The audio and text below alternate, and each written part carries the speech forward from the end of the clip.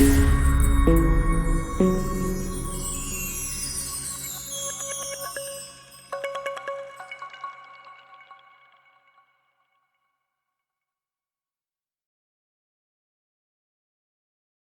want to talk about power systems, but the modeling that I do here is really trying to parameterize the stochastic model. So it will appear as deterministic, but as a matter of fact, it's trying to define what are the parameters that you have to estimate.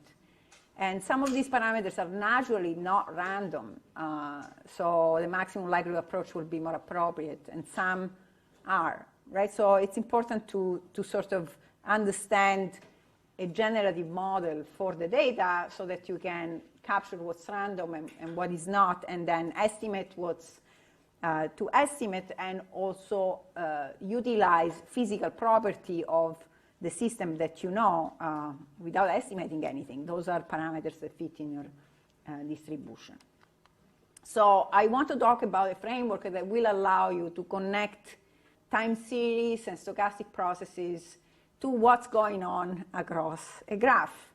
And so this is called graph signal processing, and it's another of the disciplines where graphs are being utilized. And the whole idea is to generalizing the basic notions of DSP on data that sit on a graph.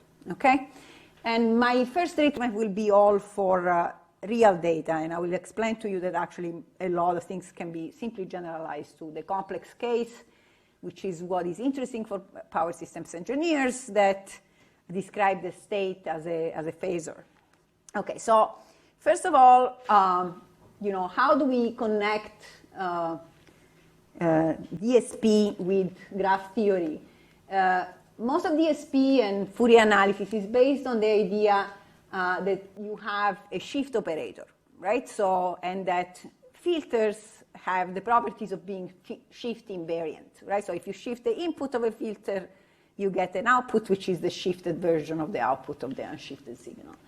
And so in general, you think of time series that last forever. But in reality, if you have a finite segment of data, you are essentially thinking of a circular structure, right? So you for finite signals, you can imagine you have a extended periodic signal. And so Fourier analysis is based on the DFT as opposed to doing Fourier analysis over the entire domain. Okay, so basically what graph signal processing is trying to do is trying to view the shift operator as a more general algebraic object that will have a structure that depends on the sparsity of the graph. So in this case, classical DSP depends on a shift operator, which is this very sparse matrix. It has only a column of 1, right? And so this is a directed graph, and it's just encoding the adjacency between this node, and is directed because time moves forward and not backward, okay? And so the idea of shift invariance, you just can imagine that this is what we called a filter, right? A filter is such that, again, if you shift the output of the filter, you obtain a shifted version of the input. So that means that this shift operator, which is this matrix, you can put it at both sides, or you can shift it before.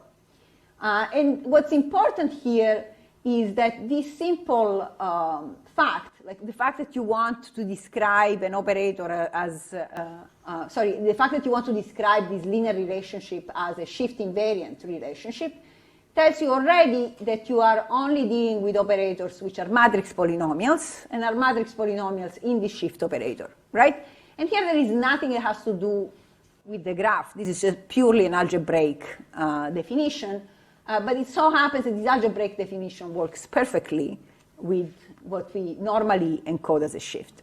And why do we want to do that? Because we want to incorporate the notion of spectrum, right? It's very useful to look at things in the Fourier domain. The spectral properties are oftentimes how we characterize random processes, stochastic series. And so we want to do the same, but just expressing the spatial, and by spatial I mean on the graph variation of the signal. So a low frequency should be a signal which is constant everywhere, And smoother variations will be intermediate frequencies, and high frequencies when the signal is crazy. It's different at every point. So how do we define the Fourier transform for a graph?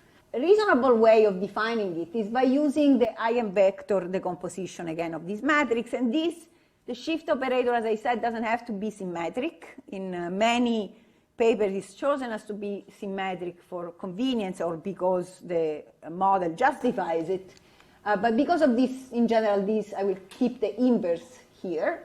And so this tilde indicates that we did the Fourier transform. Essentially, we multiplied the vector x by u inverse, and we assign this as the spectrum of this. And in particular, we will indicate that the frequencies are the eigenvalues in increasing order. So 0 frequency means the eigenvalue is 0. Second frequency is the second smallest, and so on and so forth. So you can index all of these guys relative to that. And if you do that, why would we want to do that? We want to recover one first property that is very nice of Fourier transform, that if you have a filter that operates on a signal, right, in the time domain, here it will be in the graph domain, in the Fourier domain you have multiplications of the transfer function times the input. And so this actually works because you essentially have diagonalized all of these matrices simultaneously with the same vectors. And so this becomes a diagonal matrix. So in the Fourier domain, this is essentially diagonal, right?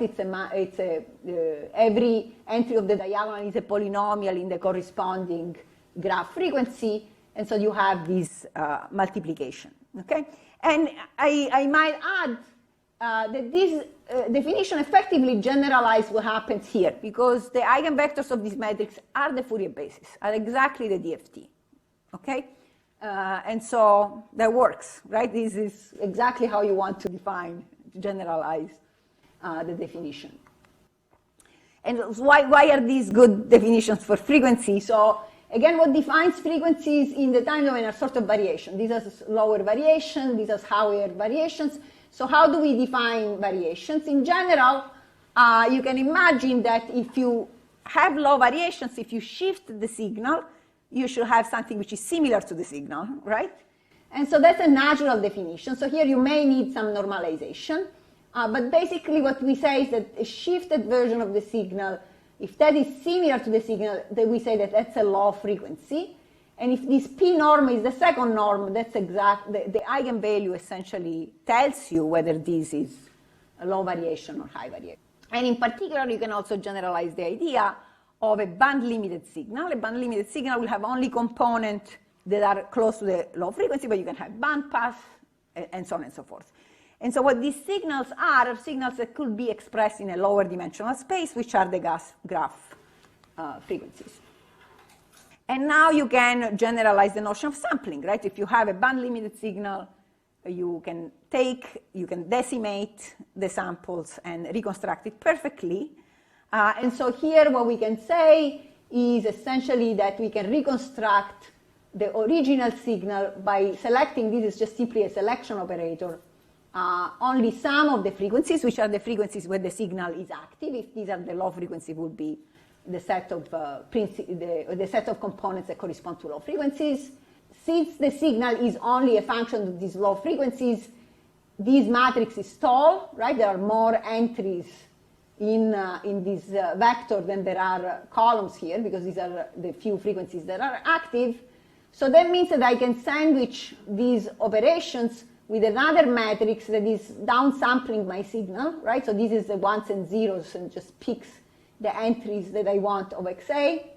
And the reconstruction that I have is valid if and only if, obviously, this is a full column rank matrix. So you can actually specify that if you can find sampling pattern, right, for which this matrix is non-singular, then you essentially have perfect reconstruction.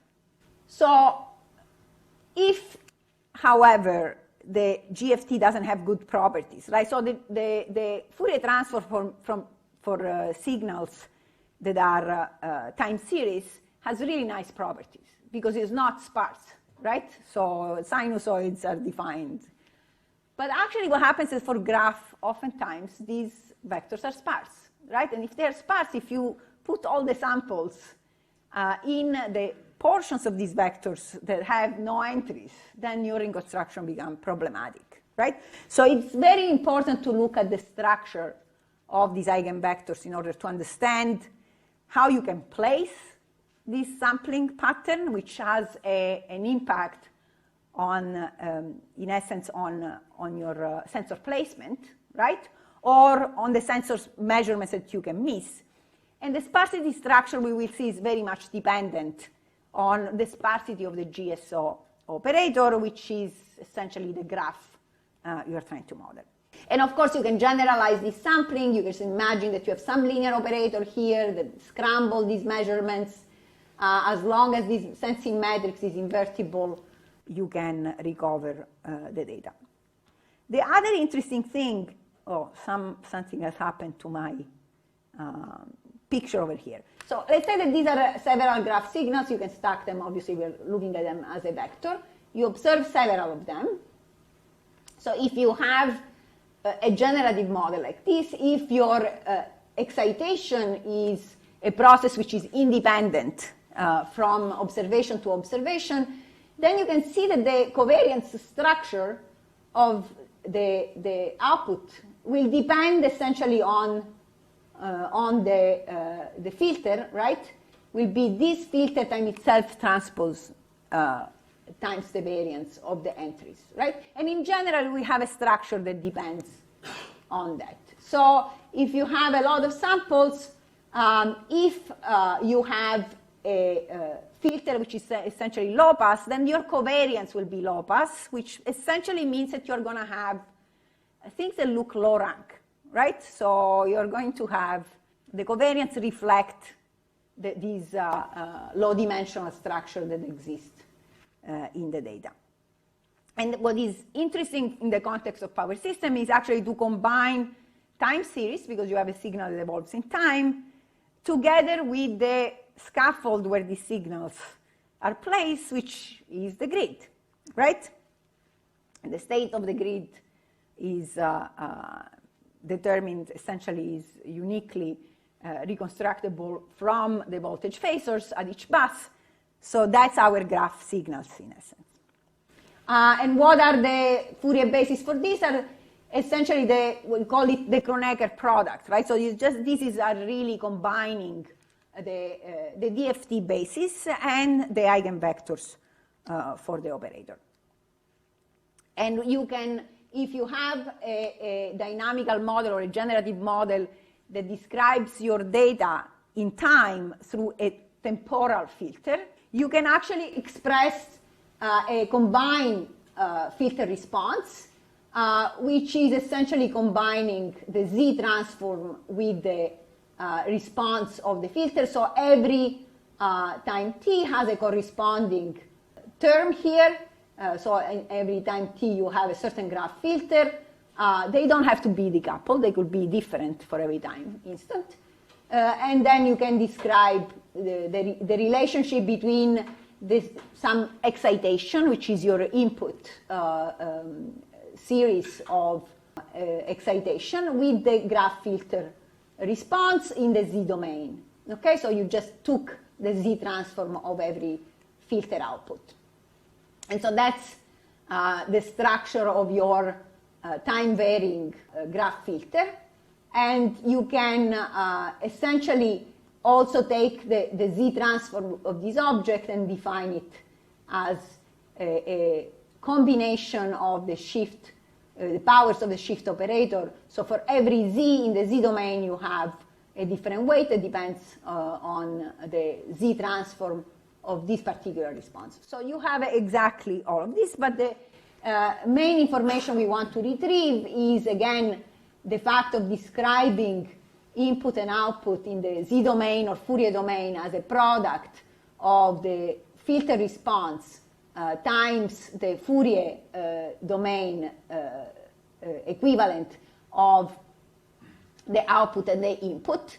And so why is this useful? Because a notion that is very useful, particularly in parametric analysis of time series, is the so-called class of ARMA models, right? And there are several generalizations for non-stationary and other kind of worse phenomena.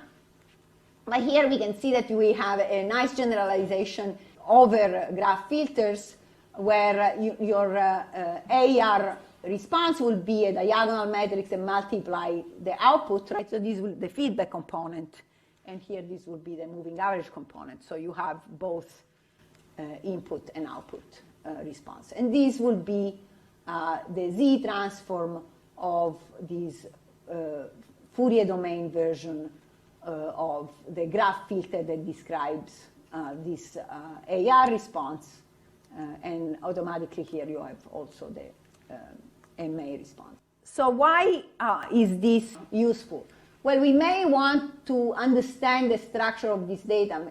Oftentimes when we try to associate a graphical model, the first thing that we do is we map the covariance into a certain sparsity pattern, right? So there is a famous method called graphical lasso that's all it does. It tries to find a sparse inverse for the covariance matrix, where the sparsity is obtained essentially penalizing solutions that are non-sparse.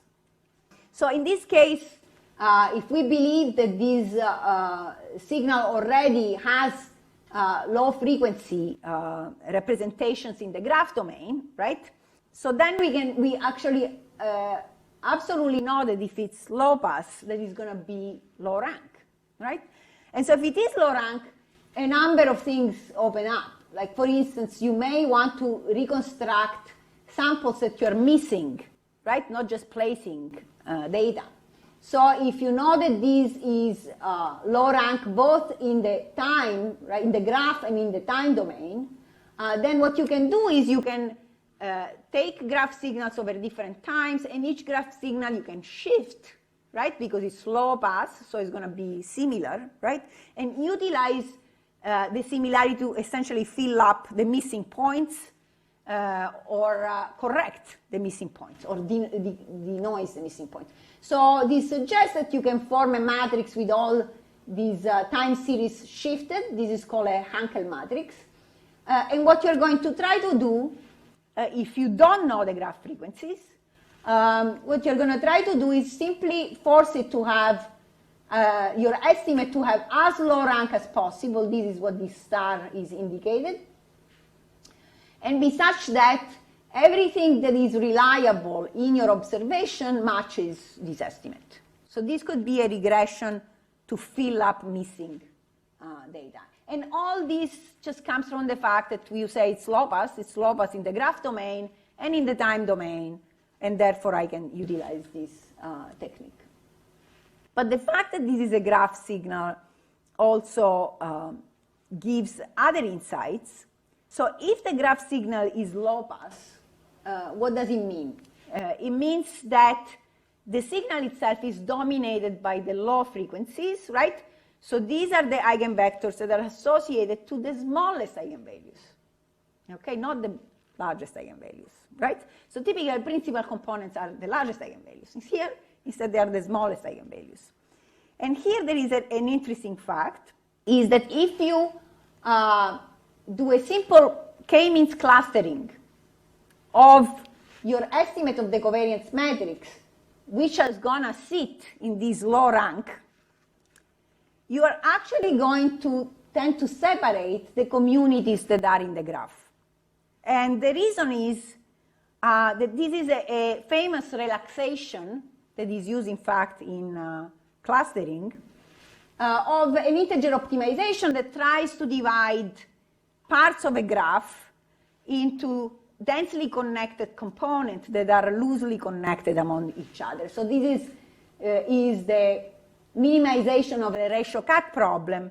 You can relax it into finding the lowest eigenvectors of the covariance, the Laplacian of the signal, the adjacency matrix of the signal. But since your GSO in this model is tied to the sparsity of the graph, you're going to actually find exactly the same thing. So that actually shows you that in essence over a graph, if you have a certain sparsity pattern, your lowest frequencies will tend to be sparse. So the sampling has to be done accurately. Not only that, but it encodes information about the communities. In fact, they all encodes information about the entire graph, but the one that is mostly visible because of this low rank condition is the one that emerges from the smallest eigenvectors. Okay, so now that we have this, like how does this relate with the grid? Increasingly, we have very high resolution, more and more dense information from phasor measurements units, which are estimating directly the state of the systems. Like every sensor, you may want to denoise them, you may want to do all kinds of signal processing over that. But for the sake of this lecture, what's important is that you will want to have a generative model. Because if you have a generative model, you essentially have a model through which you can attach statistics to what you observe, right? And generative model means the input will be a stochastic process that you have somehow to characterize, and the output will be your PMU measurements, like your estimates of the state. So how do you start? Well, do we get the model that we want to get? We know that the current vector is the admittance matrix times the voltage vector, right? So this is voltage phasor Kirchhoff and Ohm's law 101. And this matrix is a perfect candidate to be our graph shift operator. It's a Laplacian, and oftentimes that's exactly what we choose as a graph shift operator. So this seems already a kind of trivial filter, right? It's a first order filter. It's no constant coefficient. We are already shifting, right? The current is a shifted graph version of the voltage. And obviously this applies when you have a quasi-steady state. So what happens is that you could have changes in this Y matrix that are due to transients of any kind, right? So these could be things that you could put in your hidden Markov model. So what I'm trying to characterize is how do these data look in situation normal, where situation normal has an underlying randomness, and the underlying randomness is the ever-changing demand and the way the generators are operating, and they're coupled, and if they are renewables, the random evolutions of the generators. So again, this is a Laplacian matrix. In reality, to complete the description, we need to also account for shunt impedance. But the most important thing is that just looking at this relationship, looking at the voltage as the excitation of this makes no sense, right? So that's the first thing, okay? And that's why you really have to somehow reverse this operation, because what you want to do is to interpret the structure of the voltages, not vice versa, okay? So first thing, these are all complex signals, so I just want to make everybody feel okay that we can use complex GSOs. So in the complex value context, let's say that I have a GSO. For now, let's say this is the admittance matrix. So it's complex but not Hermitian. So it's not the right of symmetry to have an eigenvalue decomposition with unitary matrices as eigenvectors, but who cares, right? We can define this as we want, and in fact, in this case, the most advantageous definition is to find a complex orthogonal basis that diagonalizes S, and the eigenvalues in this case are complex, okay? So we have to be careful in the definition of frequencies. Our graph Fourier transform is defined in the same way. We project on the eigenvectors, but what are the graph frequencies? They are complex, that there can be a tie. And so in general, for the particular case we are in, ties are nearly impossible. But the idea is we can just simply use the absolute values of the eigenvalues to indicate what is the low versus what is the high frequency. But obviously, when you do Fourier transform, you still have things that are complex. Your frequency response for any GSO, which again has to be a matrix polynomial, in the complex GSO is going to utilize this complex eigenvalue. So this is also complex. It has to be. And what a low-pass graph filter does, it only tends to retain the low frequencies, but tends to eliminate the high frequencies. So this response, somehow these polynomials tend to go to 0 when you have the high frequencies, instead tend to be higher in the other case. So how do we create a generative model? I said looking at Kirchhoff law is not sufficient. We want a generative model for the voltage. We look at transient dynamics in power systems 101, which is essentially trying to tie the observation of voltage that you have primarily to the generator's dynamics. And so to do so, the easiest way is actually to push the effect of the load. And here I'm separating between generator and load buses perfectly, even though that's not exactly what you can do. But what I'm going to do is I'm going to model the loads as perfect impedance loads, right? So, and obviously these are time varying, but if I'm looking at PMU signals, I have so many signals before I notice a variation that this approximation is reasonable, okay? And in fact, the only thing that changes if I have a variation, that means that I cannot say really that this is 0, right? There is some excitation here, okay? And then these guys are not IID noise, not at all, right? Because these are what? They are the so-called internal generator voltages, right? It's just a model, and this is the internal generator admittance. And so the evolution of the phases of this object are governed by the swing equation. There should be a double dot there.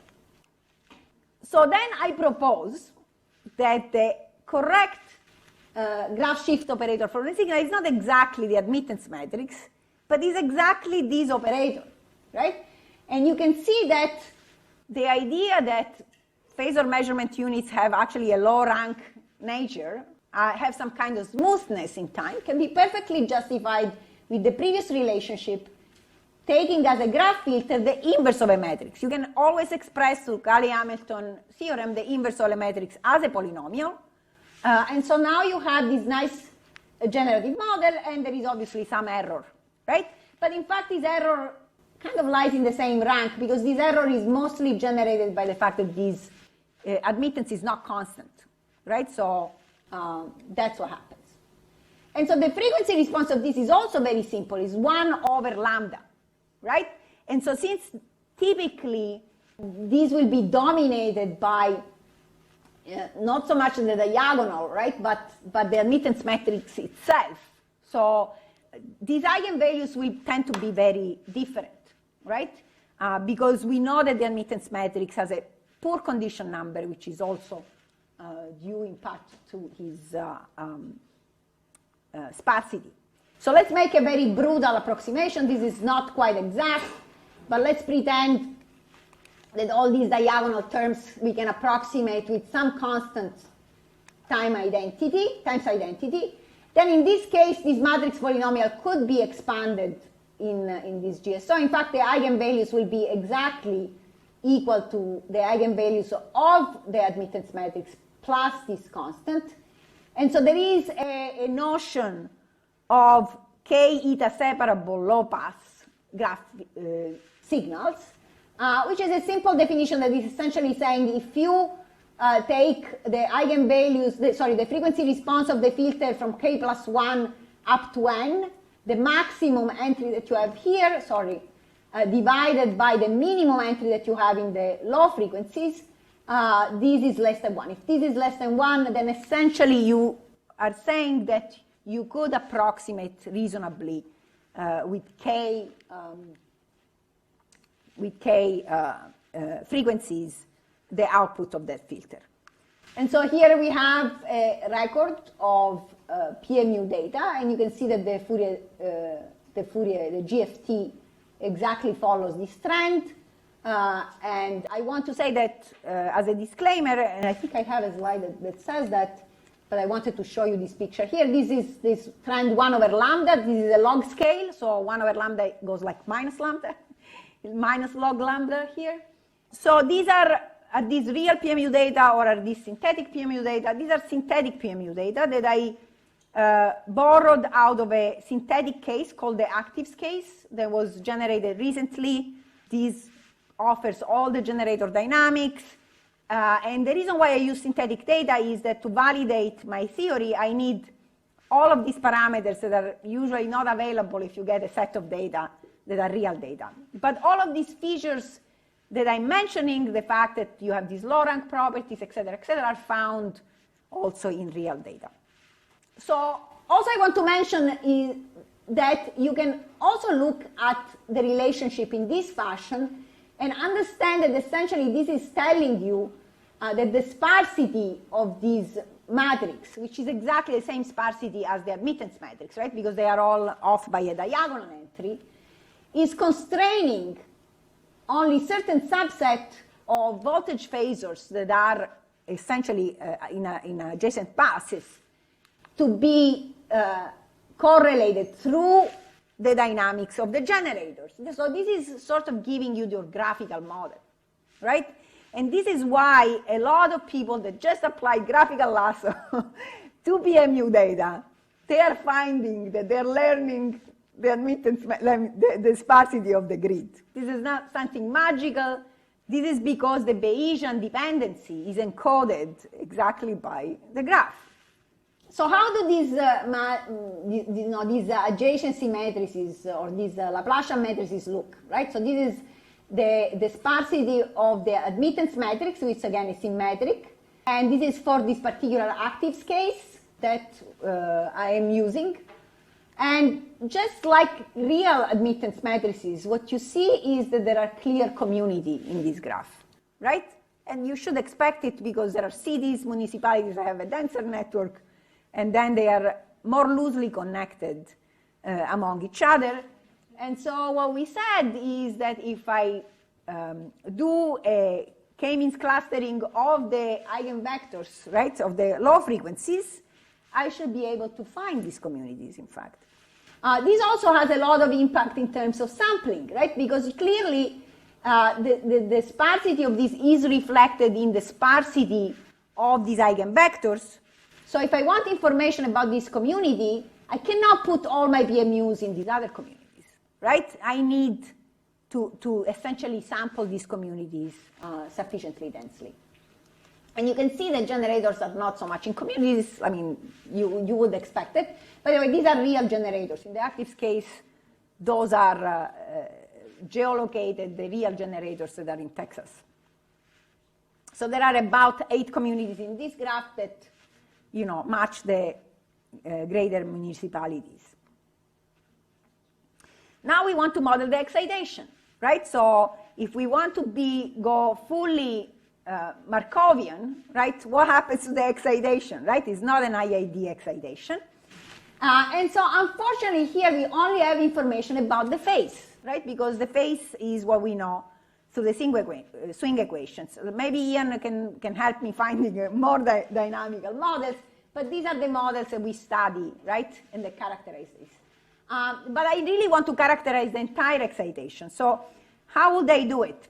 Now in these swing equations, this is not the admittance matrix. This is the Cron-reduced generator-only matrix, which is obtained through the Schur complement of this matrix, where this is, in fact, the shift operator that we defined before.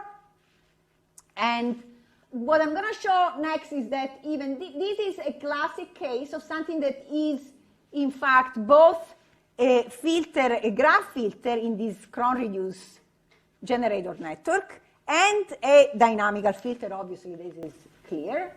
And in particular, you know, you can take a finite difference approximation for this.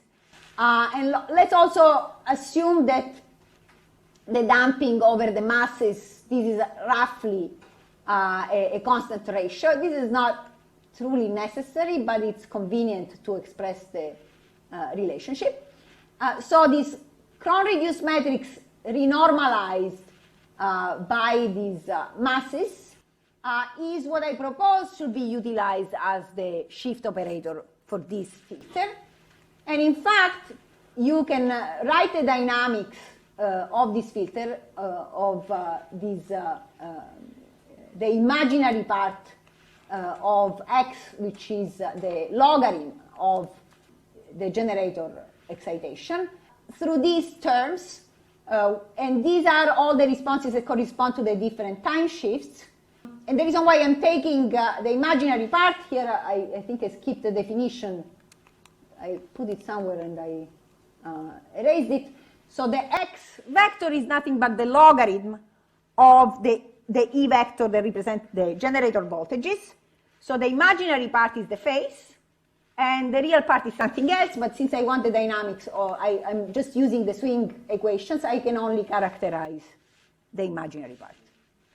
And so I propose to fit the data to say that also the real part is involved in a second order dynamical model, and why not estimating now these graph filter responses without necessarily making a standard that it should match exactly the swing equation, right? And that's exactly what I did, and the most convenient representation for this is actually looking and estimating the parameters of the GFT of all of these filter responses, and since the swing equation suggests a second order model, I'm going to use a second order model as well. So then I will have a number of parameters that I have to estimate, which is exactly equal, these are complex parameters, and is exactly equal to twice the number of generators. These are the frequency responses. And so that's the full model. And I argue that now, through this full model, these are your sources of randomness. The randomness is the imbalance, the imbalance in the generators. And this, again, this is modeling classical generators. It's not modeling renewables. If you have renewables, then you have to start somewhere else. You can start directly at this point, right? And also this perturbation. This could include your renewables and definitely includes your load, okay? But everything else is in this chain, and these are all parameters that you either know or you can fit. And this is memory too. Somebody, I think you, Ali, mentioned, like, what if it's memory too? Well, this is memory too, right? So this is a generative model, and here I have, this is not all linear, right? Because this is a graph filter, but it is in the logarithm of the generator voltages. So you have to take this exponential, and then you get this whole thing. So it's not, unfortunately, all a linear model, but you have a very compact parameterization. And let's see if that's correct. So we looked at, in the frequency domain, at the phase angles and the logarithm of the magnitude with respect to the GSO that we defined, right? It's a function of the Cron-reduced matrix. And you can see that also in that domain, even though the Cron-reduced matrix is not sparse, there is a dominant content, frequency content at low graph frequencies. Like these indexes are, in fact, the graph frequencies, okay? So that also, it's interesting, right? Because it tells you that in the graph domain, this is the part where all the activity happens. There is, in fact, enough diversity among the eigenvalues to create this effect. And you can see that after I estimated my model, I can track very accurately what happens, right? So this model is pretty good. I don't have a lot of residual. Not only that, but I can use my theory with these GSOs that for the active case I actually know, because I know everything about the grid, so I don't have to estimate them, to find an optimum sampling pattern, right? A sampling pattern that reduces the number of samples that I need to reconstruct. And again, red is reconstruction, black is the underlying value that I used. And I reconstructed through my interpolation method the entire 2000 bus voltages from only 100 measurements, right? So it's pretty neat. You don't need a lot of PMUs. And I also reproduced, these are actually real PMU data from ISO New England. I also here reproduce some results that were proposed by Meng Wang. She actually utilized this low rank representation to use denoising and interpolation of the data. So, true data reflect this low rank nature. The only problem is for these data themselves, I don't know where they sit in the New England grid. So even though I have an idea, so I know that I can perhaps figure out which one are closest. But unfortunately, I don't have enough data to figure out where they are. But you can see that this low rank nature is very effective. And you can see the smoothness in time as well as in space, and that's exactly what I am leveraging here. Not to mention that you can actually formulate a model that is trying to recover the admittance from the data, right? And this is a model that will face the problem that these data are fundamentally low rank. So as you grow the size of the network, the error will increase. But even, as I mentioned, even if you apply classical techniques for learning graph dependencies, right, Bayesian network dependencies, so this graphical lasso, that's exactly what it does, then this is a variant of that, then you actually can learn fairly easily the structure. And as far as the easiest thing that you can do is you actually take the principal components of the voltage, which we say are the lowest eigenvectors, in fact, of the shift operator. You can see that if you do that, this is the result of clustering. So this is if you utilize spectral clustering on the true Laplacian, and this is what you get if you take the covariance of the voltage phasors. And here, if you take instead do the same clustering but utilizing the phase angles. So this kind of shows the phase angles and voltage data have similar approach. But then what if you actually have a situation where you are not in a quasi-steady state? So in that situation, you have an event, right? Of course, if it is a generator event, you can capture that because you have the dynamics, right? So you can capture that. But if it is not part of these random inputs that you have modeled, then you can model other impacts. And in essence, there is a very simple way of capturing the fact that you have any anomaly, which is essentially that your subspace has changed, right? If you have a change in the Y matrix, if you have a sudden change that does not, for which this equality doesn't hold because you experience some fast transients, right? Then your subspace will change, right? And so you can do a simple test. You can keep tracking your principal eigenvectors, or if you know the GSO, you use your graph frequencies. And if all of a sudden you see that you have content at high graph frequencies instead of low graph frequencies, then that's an indicator of an anomaly. And so this is an example. These are actually true phasor measurements out of a distribution grid. You can see that there is an event at some point, but this event, if you don't look at the right measurement, it's actually not that evident. And you cannot tell from these data looking at magnitude of voltage or magnitude of current or looking at the phase, you cannot exactly tell how long it lasts, right? If instead you utilize the technique that I mentioned, you can see here that the content at high graph frequencies is high from this point to this point. This is actually a real event, right? So it's very evident.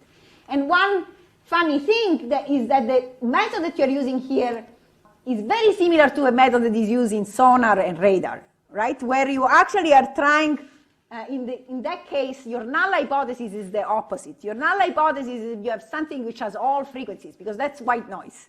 And instead, your positive hypothesis is that you have something low rank, where for PMU is actually flipped. The null hypothesis is low rank, is in these low frequencies, and it's the opposite otherwise. So this is essentially just giving you an avenue to utilize a dynamical model where you characterize what's random and what instead you know, right? In order to apply all the techniques that we mentioned before. So in conclusion, we have a set of powerful tools in Bayesian inference. But if you think about it, a critical step is knowing the statistics. So you have to learn the statistics or milk out of the physical models that you have as much as possible. That's the first action. So don't just say, okay, I'm going to just look at frequencies and estimate in a non-parametric fashion probability density functions because it's just not practical. And Bayesian theory most importantly tells you when you have a tractable solution. So if you come up with an intractable model, I'm sorry, right? So try to approximate your stuff with a tractable model, like with something that looks like one of the cases that have been solved, that has a sparse Bayesian network, that has a lot of conditional independence relationship that you can leverage. In some cases, you have to use non-parametric approaches. So if you don't know some excitation, right? So what is the reason of this imbalance? So in those cases, or what is the pattern of contingencies that come from some unknown phenomenon, you don't have any physical idea on how that happens, then don't be shy about using non-parametric approaches. So I think that's kind of the idea. So after 50 years of having perfected the utilization of Bayesian inference, I think we should use them. I think that it's preferable to utilize in general Markov random fields and that kind of factorization. They are more user-friendly and easier to apply than Bayesian network. And in general, I always suggest, as I said, to milk whatever you know about the phenomenon to find a parametric model for which some parameters you know, some parameters you have to estimate, and whatever you cannot capture, just use non-parametric approaches. And so with that, I conclude. I am seeing the blinking light. So Perfect, Anna. Any questions for Anna? Can you tell us again how did you generate the synthetic PMU data? So this is actually a project that I happen to have been involved with, so I can tell you quite a bit. So there was a program sponsored by ARPA-E that suggested to create synthetic data that were realistic. So the way this was done, it's through many steps. So first of all, everything is geomapped, and the generator information is correct, right? So we know where the generators are and what kind of fuel they have. The only thing is we don't know what are the generator characteristics, dynamical characteristics. So this was done through heuristics, essentially, right? So there are some data about some generators with the same type of fuel, the same type of capacity, and these were assigned sort of randomly.